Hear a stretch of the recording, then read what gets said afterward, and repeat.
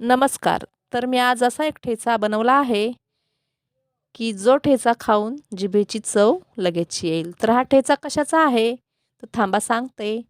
तर हा ठेचा आहे बटाट्याचा. आता नेहमी तीच बटाट्याची भाजी खाऊन जर कंटाळा आला असेल, तर तुम्ही अशा प्रकारे बटाट्याचा ठेचा करून खाऊ शकता. हा ठेचा तुम्ही वरण-भातासोबत तोंडी लावण्यासाठी करू शकता किंवा साइड डिश म्हणून करू शकता किंवा अशी चपाती किंवा ज्वारीच्या भाकरीसोबतसुद्धा खाऊ शकता. तर खूप सोपी रेसिपी आहे. स्किप न करता बघा आणि आवडली असेल तर व्हिडिओला लाईक, शेअर, कमेंट जरूर करा. चॅनलला एक सबस्क्राईब नक्कीच करा. चला तर रेसिपी बनवायला घेऊया. इथे मी मोठ्या आकाराचा एक बटाटा घेतलेला आहे. तुम्हाला किती ठेचा बनवायचा आहे त्यानुसार तुम्ही बटाटे घ्या. मला एकाच बटाट्याचा बनवायचा आहे म्हणून मी एकच बटाटा घेतलेला आहे. आता या बटाट्याचे साल काढून घ्यायचे आणि याला 1-2 पाण्याने धुवून घ्यायचं आणि धुतल्यानंतर आता याला काय करायचं, एका प्लेटमध्ये पाणी टाकून घ्यायचं आणि या पाण्यामध्येच याला किसून घ्यायचं.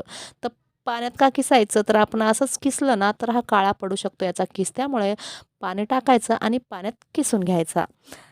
आता तुमच्या घरात जर कुठलीही छोटी-मोठी किसणी असेल त्याने तुम्ही किसू शकता. पण मी इथे छोट्या किसणीने किसणार आहे. तुमच्याकडे जर मोठी किसणी असेल तर तुम्ही मोठ्या किसणीने किसा, म्हणजे याचा किस छान असा लांब, सडक आणि मोठा होईल. इथे छोट्या किसणीने किसल्यामुळे याचा किस थोडासा छोटा होतो. आता हा एक बटाटा मी किसून घेणार आहे. तर इथे बटाटा किसून झाला आणि आता हा किस आपल्याला ना असाच प्लेटमध्ये साईडला ठेवायचा आहे.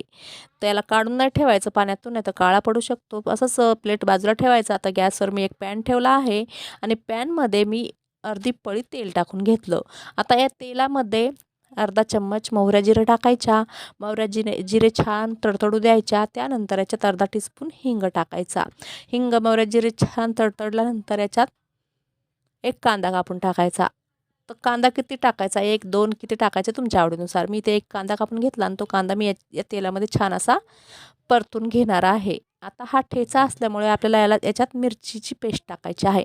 पाहिजे तर तुमच्याकडे जर मिरच्या भाजून ठेचा बनवलेला असतो ना, तो ठेचाही तुम्ही टाकू शकता. पण मी इथे काय केले, 8 ते 10 मिरच्या आणि थोडा लसूण मी वाटून घेतलेला आहे आणि ती मिरची पेस्ट मी याच्यात टाकणार आहे. आता त्याआधी हा कांदा ना आपल्याला मऊ करायचा या तेलामध्ये. आता मी हा मिरचीचा ठेचा टाकून घेणार आहे. आता ठेचा म्हटलं की तिखट तर असणारच, झणझणीत असा होणार आहे. म्हणून मी हे 2 चम्मच टाकून घेणार आहे आणि फुल भरून चम्मच मी हा ठेचा टाकणार आहे.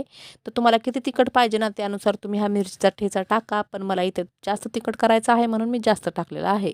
आता मिरचीची पेस्ट या कांद्यासोबत छान अशी फ्राय करून घ्यायची. कांदा पण छान नरम झाला पाहिजे असा करायचा आणि त्यानंतर याच्यामध्ये थोडीशी हळद आणि चवीनुसार मीठ टाकायचं आणि परत परतून घ्यायचं. इथं गॅसची फ्लेम मीडियमच ठेवायची आहे.